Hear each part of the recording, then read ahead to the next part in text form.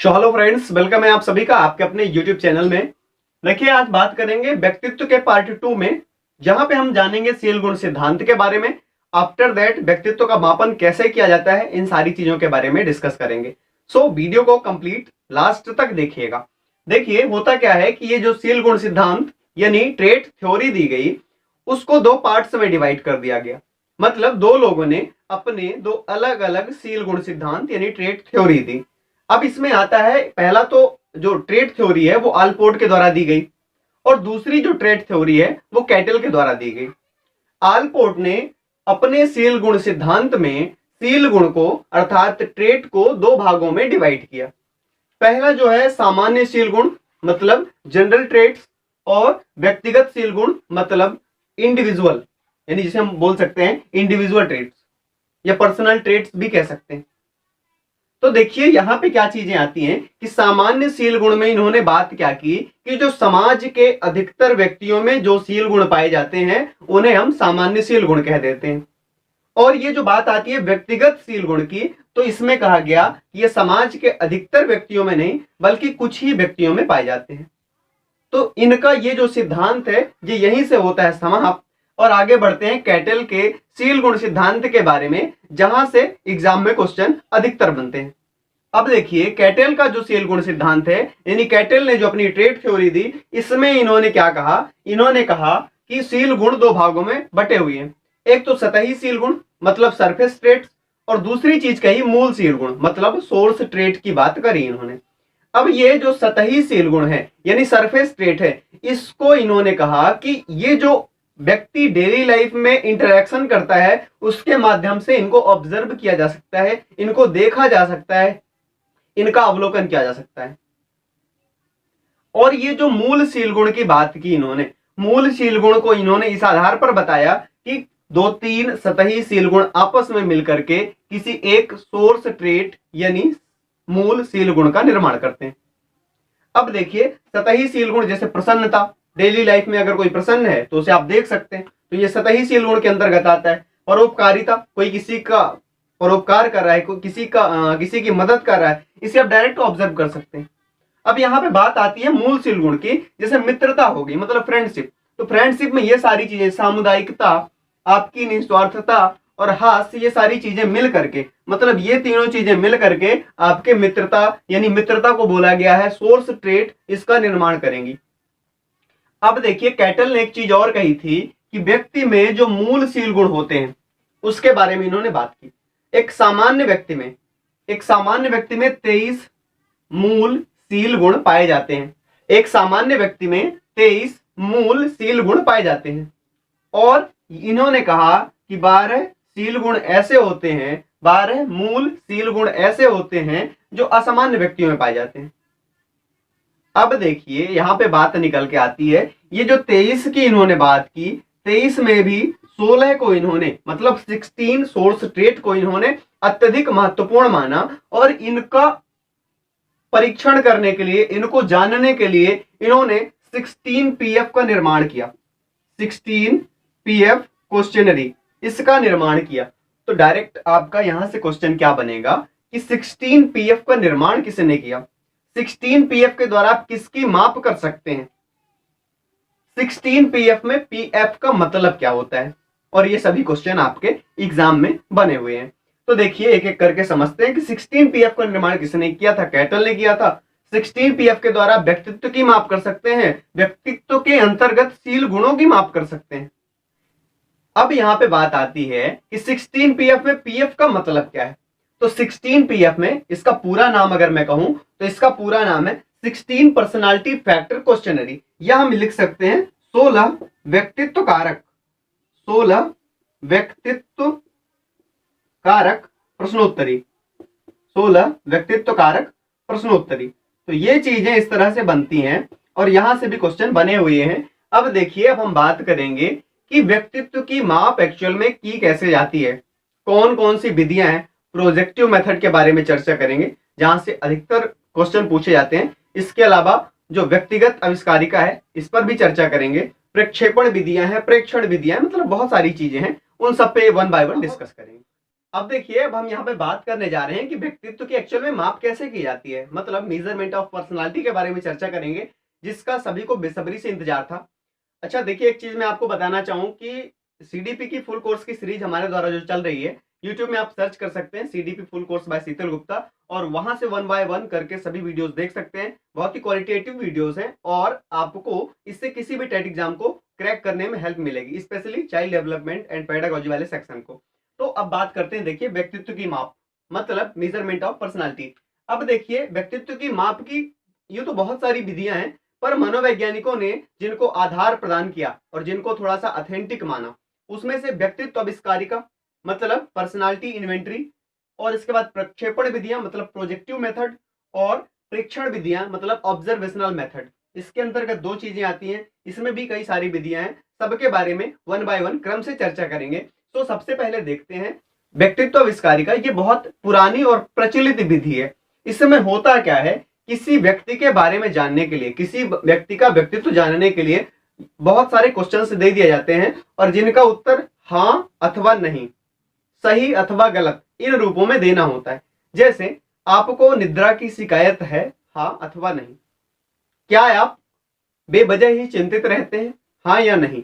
इस तरह से कुछ क्वेश्चंस पूछे जाते हैं। अब इसको आत्म रिपोर्ट आविष्कारिका क्यों कहा जाता है, ये समझ लेते हैं। इसमें व्यक्ति खुद क्वेश्चंस को पढ़ता है और उनका जवाब देता है, मतलब एक तरह से खुद की रिपोर्ट तैयार करता है। इस आधार पर इसे आत्म रिपोर्ट आविष्कारिका कहा गया। और आत्म रिपोर्ट आविष्कारिका जो तैयार की गई, इसी तरह के टेस्ट को बोला गया ये साइकोमेट्रिक टेस्ट, यानी मनोमितिक परीक्षण भी इनको बोला गया। अब कुछ मनोवैज्ञानिकों ने क्या कहा कि ये बहुत ही मनोवैज्ञानिक हैं और बहुत ही बेहतर ढंग के हैं, इसलिए इसे पेपर पेंसिल परीक्षण भी बोल दिया गया। मतलब ये तो पेपर पेंसिल का मतलब क्या होता है कि क्वेश्चंस कागज में लिखे होते हैं और आप पेंसिल या पेन के माध्यम से टिक लगाते हैं, तो इसीलिए इसे पेपर पेंसिल परीक्षण भी बोल दिया गया। अब देखिए, ये WPDI इसका मतलब क्या है। प्रथम विश्व युद्ध के दौरान इसकी जरूरत पड़ी थी, व्यक्तित्व आविष्कारिका की जरूरत पड़ी थी, और वुडवर्थ का नाम बहुत ही फेमस है साइकोलॉजी में, मतलब मनोविज्ञान में, और उन्होंने एक परीक्षण तैयार किया गया जिसका नाम क्या था, वुडवर्थ पर्सनल डाटा इन्वेंटरी।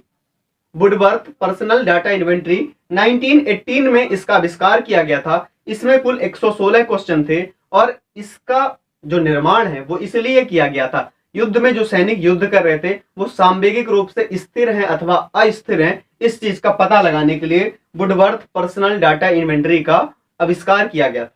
ये डेट याद रखिएगा, और इसमें 116 क्वेश्चंस थे, ये भी आप ध्यान रखिएगा। तो यहां से ये चीजें खत्म होती हैं। इसमें एक बहुत ही महत्वपूर्ण चीज आती है, MMPI, मिनेसोटा मल्टीफेजिक पर्सनालिटी इन्वेंटरी।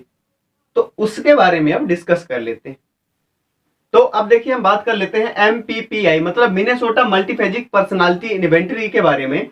और इसका निर्माण जो किया था, 1940 में हाथाबे और मैककिनले ने। 1940 मतलब 1940, ये सन याद रखिएगा। और पहली बार जो निर्माण किया था MPPI का, हाथाबे और मैककिनले ने किया था। अब इसमें देखिए, MPPI में कितने एकांश होते हैं। ये क्वेश्चन MP टेट ग्रेड 2 में बना हुआ है, यानी वर्ग 2 के एग्जाम में पूछा गया था। अब इसमें देखिए, ये 550 एकांश कह सकते हैं, ये यूं कह सकते हैं कि 550 क्वेश्चन होते हैं, और इनका उत्तर 3 तरह से आपको देना होता था। 3 तरह से कैसे आप उत्तर दे सकते हैं, सही, गलत अथवा कहा नहीं जा सकता, ट्रू, फॉल्स और कैन नॉट से। इस तरह से इनका आंसर आप दे सकते हैं। अभी हाल ही में MPPI का जो संशोधित रूप है वो 2 आया, MPPI 2 मतलब मिनेसोटा मल्टीफेजिक पर्सनालिटी इन्वेंटरी। इसका जो डेवलप्ड फॉर्म कह सकते हैं, विकसित रूप, वो आया, इसे बोला गया MPPI 2। इसमें कितने एकांश शामिल है, 5, 6, 7। ये इजी है इसलिए मैंने बोला। 567 मतलब 557 एकांश शामिल हैं, और इसमें 2 तरह से आंसर देना पड़ता है आपको, या तो यस में अथवा नो में। तो आपको ये चीज समझ में आ गई। अब देखिए, इसमें कुल 13 मापनी है, मतलब 13 स्केल्स हैं, और 13 स्केल्स में 9 नैदानिक मापनी है, 3 वैधता मापनी है, और 1 पुरुषत्व और स्त्रीत्व की माप करती है। अब बात इसके बारे में करते हैं कि 3 वैधता मापनी है वो कौन कौन सी हैं। तो 3 वैधता मापनी में एक तो झूठ बोलने की आदत, इसके बारे में पहचान की जाती है, और उस मापनी का क्या नाम है, एल मापनी, एल फॉर लाई, मतलब झूठ नहीं बोलना है। दूसरी चीज कही गई, सामान्य समस्याओं को मानने से इंकार करना, सामान्य समस्याओं को मानने से इंकार करना और इसकी माप जिस मापनी द्वारा की जाती है उसे के मापनी कहा जाता है। एक्चुअल में वास्तविक नाम तो करेक्शन मापनी है, करेक्शन स्केल है, बट इसको दर्शाते के मापनी से, के स्केल से। इसके बाद तीसरी जो मापनी है वो मनगढ़ंत उत्तर देने की है, बार बार अपने मन के अनुसार मनगढ़ंत उत्तर देते रहते हैं और इसे बोला गया एफ मापनी। मतलब ये जो मनगढ़ंत उत्तर देने की जो प्रवृत्ति की माप की जाती है वो फ्रीक्वेंसी स्केल के द्वारा, मतलब बारंबारता मापनी के द्वारा माप की जाती है इस चीज की, और इसे बोला गया एफ मापनी। तो होपफुली ये चीज समझ में आ गई होगी। अब बात करते हैं बेल समायोजन आविष्कारिका के बारे में। अब बेल समायोजन आविष्कारिका क्या है? ये भी व्यक्तित्व आविष्कारिका का एक प्रकार है, कह सकते हैं। अब इसमें क्या किया जाता है? इसका निर्माण जो है 1934 में बेल ने किया था। इसके अंतर्गत समायोजन संबंधी कठिनाइयों का पता लगाया जाता है। मतलब समायोजन संबंधी कठिनाइयों का पता लगाने के लिए बेल समायोजन आविष्कारिका का प्रयोग किया जाता है। अब देखिए ये सारी चीजें मैं नोट डाउन क्यों कर देता हूं, क्योंकि इसका आप स्क्रीनशॉट ले लीजिए ताकि नोट्स बनाने में आपको मदद मिलेगी। यहाँ पे आप सिर्फ चीजों को सुनिए, क्योंकि जो चीजें मैं बोलता हूँ वो कुछ चीजें बोर्ड में नहीं भी लिखी होती हैं। अब बात करते हैं, बेल समायोजन आविष्कारिका के दो फॉर्म थे, एक तो था विद्यार्थी फॉर्म और दूसरा था व्यावसायिक फॉर्म। विद्यार्थी फॉर्म में 140 एकांश थे, और यहाँ पे जो व्यावसायिक फॉर्म है, व्यावसायिक फॉर्म में 140 + 20 मतलब 160 एकांश थे। तो ये चीज समझ के रखना है। अब बात करते हैं कैटल के 16 PFQ के बारे में, जैसा कि हमने पहले भी बात कर लिया है, बट यहाँ पे समझ ये लेते हैं कि जो कैटल का 16 PF है, मतलब कैटल का 16 या 16 व्यक्तित्व कारक प्रश्नावली, 16 पर्सनालिटी फैक्टर क्वेश्चनरी, ये क्या चीज करता है? 17 वर्ष से अधिक उम्र के व्यक्तियों के 16 ट्रेड्स के बारे में, 16 शील गुणों के बारे में, मतलब ये क्या करता है? उनकी माप करता है। तो यहां से ये चीज क्लियर होती है। अब बात करते हैं प्रोजेक्टिव मेथड्स के बारे में, मतलब प्रक्षेपण विधियों के बारे में, और वो कुल 4 प्रकार की प्रक्षेपण विधियां, उनके बारे में भी आइए देख लेते हैं और समझ लेते हैं। और प्रक्षेपण विधियां जिन्हें हम प्रोजेक्टिव मेथड कह देते हैं, एक्चुअल में ये क्या होती हैं? अप्रत्यक्ष विधियां होती हैं। मतलब जो व्यक्तित्व का मापन किया जाता है वो अप्रत्यक्ष रूप से किया जाता है, यानी परोक्ष रूप से किया जाता है। अब इसमें सबसे पहला है शब्द साहचर्य परीक्षण, मतलब वर्ड एसोसिएशन टेस्ट। अब ये क्या चीज होती है? वर्ड एसोसिएशन टेस्ट में क्या होता है? कुछ पहले से निर्धारित उद्दीपक शब्द होते हैं और एक एक बोलकर जिसका व्यक्तित्व का मापन किया जाता है उसके सामने उपस्थित कराया जाता है, और उन शब्दों को सुनने के बाद वो सामने वाला व्यक्ति सबसे पहले किस शब्द को बोलता है उसके आधार पर यह परीक्षण पूर्ण किया जाता है। मतलब पहले से निर्धारित कुछ शब्द होते हैं और उन शब्दों को बोला जाता है, और सुनने के बाद जिसका हम पर्सनालिटी टेस्ट कर रहे हैं वो सबसे पहले कौन सा वर्ड बोलता है उसके आधार पर यह परीक्षण किया जाता है। और इसमें कहा गया फ्रायड और उनके शिष्य कार्ल युंग वगैरह शामिल थे और उन्होंने यह परीक्षण तैयार किया था। अब यहां से बात करते हैं रोरसाख परीक्षण की। रोरसाख परीक्षण का निर्माण जो है हरमन रोरसाख ने किया था, 1921 में किया था। अब देखिए यहां से क्वेश्चन कैसे बनते हैं कि इसमें क्या होता है। देखिए 10 कार्ड होते हैं। अब 10 कार्ड में से 5 कार्ड ऐसे होते हैं जो ब्लैक एंड व्हाइट होते हैं और 5 होते हैं कलर्ड होते हैं। अब समझने का प्रयास कीजिए कि ये रोरसाख परीक्षण कैसे होता है। मान लीजिए इन 5 कार्ड्स में से एक कार्ड ये है और इन 5 कार्ड में से एक कार्ड ये है।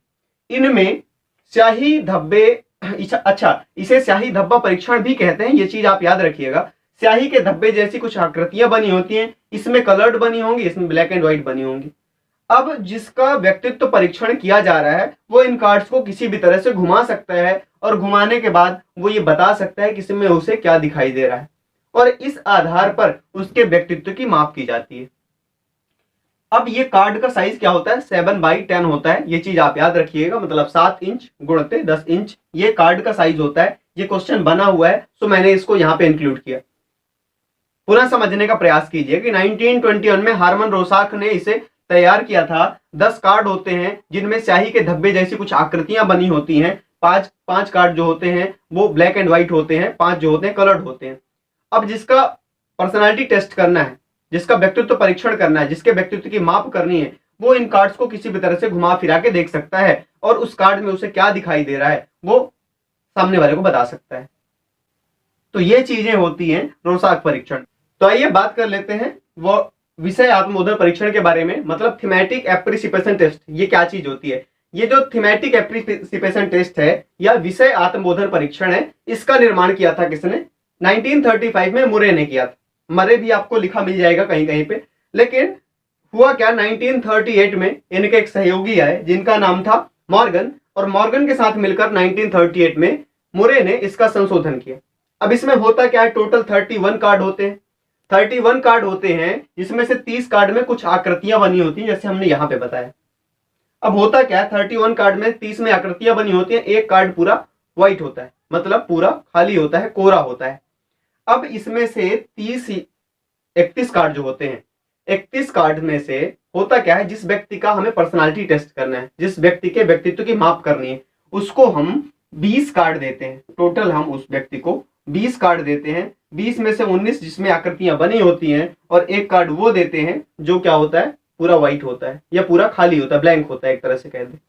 अब होता क्या है, इन आकृतियों के आधार पर उसके भूत भविष्य वर्तमान को ध्यान में रखकर एक कहानी तैयार करनी होती है।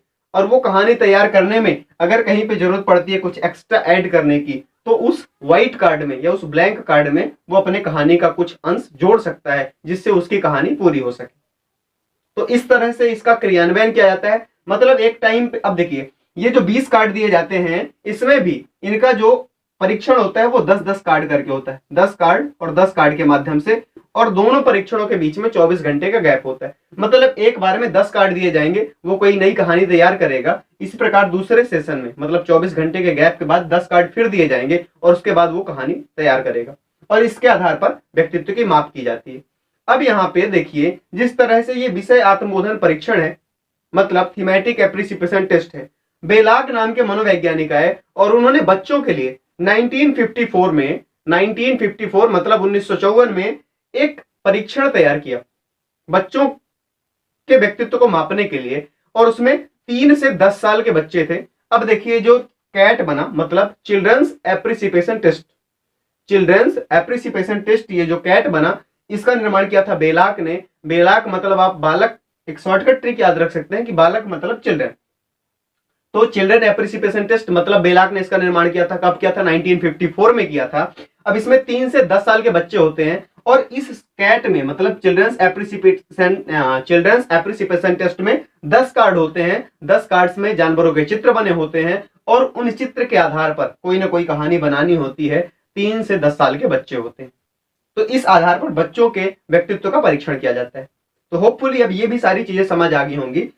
अब बात करते हैं वाक्य पूर्ति परीक्षण के बारे में। अब वाक्य पूर्ति परीक्षण से ही स्पष्ट है कि इसमें कोई आधा अधूरा आपको वाक्य दे दिया जाता है, और आप अपनी समझ के आधार पर, आप अपने व्यक्तित्व के आधार पर, आपके दिमाग में जो चल रहा है उसके आधार पर आप आगे का वाक्य कंप्लीट कर सकते हैं, और यहीं से आपके व्यक्तित्व की माप की जाती है। 1940 में, मतलब 1940 में रोडे तथा हाइड्रथ ने इसका निर्माण किया था पहली बार। तो ये चीज आप याद रख सकते हैं, और इसी आधार पर व्यक्तित्व की माप की जाती है। जैसे मेरे पिता मेरे, अब इसके आगे खाली स्थान दे दिया गया, ठीक है, मैं चाहता हूं कि, इसके बाद खाली स्थान दे दिया गया। तो अपने मन की इच्छा उस आधे अधूरे वाक्य में जाहिर कर सकता है कि उसके दिमाग में क्या चल रहा है, और उसके आधार पर उसके व्यक्तित्व की माप की जाती है, और उसके व्यक्तित्व का निर्धारण किया जाता है। तो होपफुली इस प्रक्षेपण विधि में आपको ये सारी चीजें क्लियर हो गई होंगी, और अगर नहीं क्लियर हुई है तो एक बार फिर से रिवाइज करके देखिए, मैं गारंटी देता हूं कि क्लियर हो जाएंगी। अब देखिए, अगर हम बात करें प्रेक्षण विधियों की, मतलब ऑब्जर्वेशनल मेथड की, तो इसमें पहली विधि आपकी रेटिंग स्केल, रेटिंग स्केल, और दूसरी है इंटरव्यू। बात करते हैं रेटिंग स्केल के बारे में। रेटिंग स्केल में होता क्या है, व्यक्ति के शील गुणों के बारे में जो निर्णय लिए जाते हैं उनको एक संख्यात्मक श्रेणी, अब संख्यात्मक श्रेणी इस तरह से हो सकती है -3, -2, -1, 0, +1, +2 और +3, कुछ इस तरह की श्रेणी दी हुई होती है, और इसमें प्रत्येक नंबर का एक अपना विशिष्ट मतलब होता है, और इस तरह से दर्शाया जाता है, और इसका बाद में एनालिसिस किया जाता है, और उसके आधार पर व्यक्तित्व का मापन किया जाता है या व्यक्तित्व का निर्धारण किया जाता है। तो व्यक्तित्व मापन की जो रेटिंग स्केल है उसमें रेटिंग की जाती है +1, +2, +3, या फिर 0 के पहले -1, -2, -3। अब बढ़ते हैं इंटरव्यू की ओर, साक्षात्कार विधि जिसे बोल देते हैं। साक्षात्कार का मतलब आप सभी समझते होंगे। इंटरव्यू क्या चीज होती है, क्वेश्चंस किए जाते हैं और सामने वाला जिसका व्यक्तित्व का मापन किया जा रहा है वो उसके जवाब देता है। अब ये इंटरव्यू दो प्रकार का होता है। पहला तो होता है संगठित। अब संगठित का मतलब क्या हुआ कि संगठित इंटरव्यू जो कहलाता है, संगठित साक्षात्कार कहलाता है। इसमें जो क्वेश्चंस होते हैं, क्वेश्चंस की पूरी लिस्ट पहले से बनी हुई होती है और जितने लोगों का के व्यक्तित्व का मापन करना है उन सभी से एक समान क्वेश्चन किए जाएंगे। अब दूसरी चीज क्या होती है, दूसरा होता है असंगठित इंटरव्यू या असंगठित साक्षात्कार।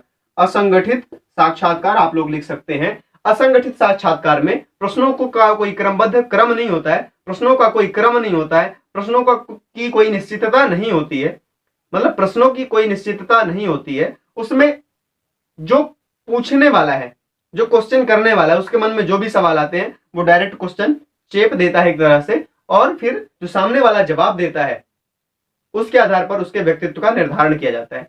तो आपको यह समझ आ गया होगा। इसमें जो सेकंड नंबर हमने समझा प्रक्षेपण विधियां, मतलब प्रोजेक्टिव मेथड, और सबसे पहले वाला जो समझा स्पेशली मिनेसोटा मल्टीफेजिक पर्सनालिटी इन्वेंटरी, वहां से अधिकतर क्वेश्चन बनते हैं। प्रक्षेपण विधियां मतलब प्रोजेक्टिव मेथड से बहुत अच्छे क्वेश्चन बनते हैं। तो इन सब चीजों को समझ के रखना है और बहुत ज्यादा तोप नहीं चलाया जाता टेट एग्जाम में, और स्पेशली प्राइमरी लेवल में। तो आप इन चीजों को समझेंगे, और कोई दिक्कत है तो कमेंट करके बता दीजिए। वीडियो कैसा लगा वो भी आप कमेंट करके बता दीजिए।